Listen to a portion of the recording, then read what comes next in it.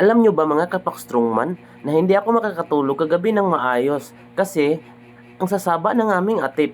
Doon sa aming atip ay may nagtatakbuhang mga daga doon. So pagkatapos pagkabukas ay tiningnan ko ang aming atip. Pagtingin ko sa aming atip ay nakikita ko dito ang isang miyark na ito. Miyark pala ang tawag dito sa amin. Ito pala ang masyadong masasaba kagabi.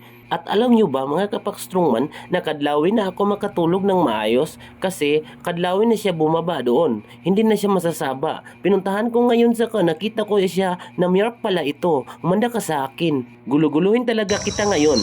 Umanda ka. Meow. Meow. Meow.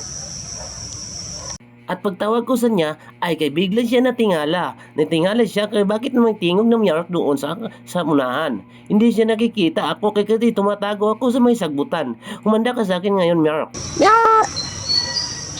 Meow. Meow. Meow.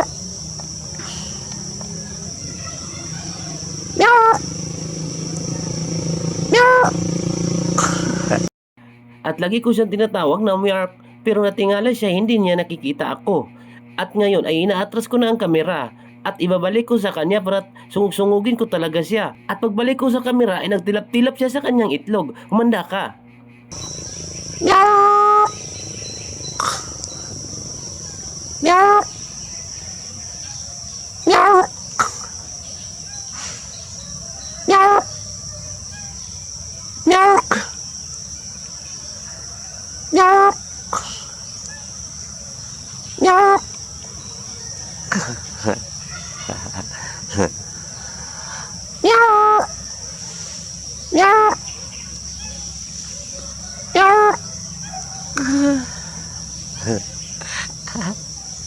Meow. Meow.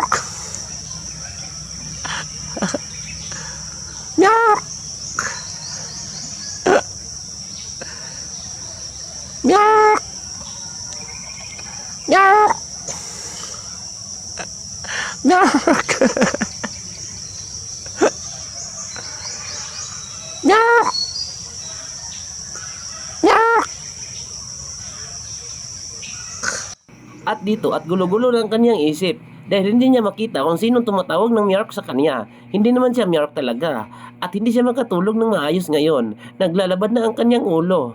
At dito tumingin na lang siya sa sagbutan kasi nandito ako sa sagbutan, hindi niya kita. Pinicturean ko na lang siya ng maraming picture. At sa kuha ko mga picture ay masyado na siyang nagulo-gulo ng isip niya. At dito tingin-tingin lang siya sa akin sa sagbutan. Ang galit na galit na siya tawagin siyang miyark.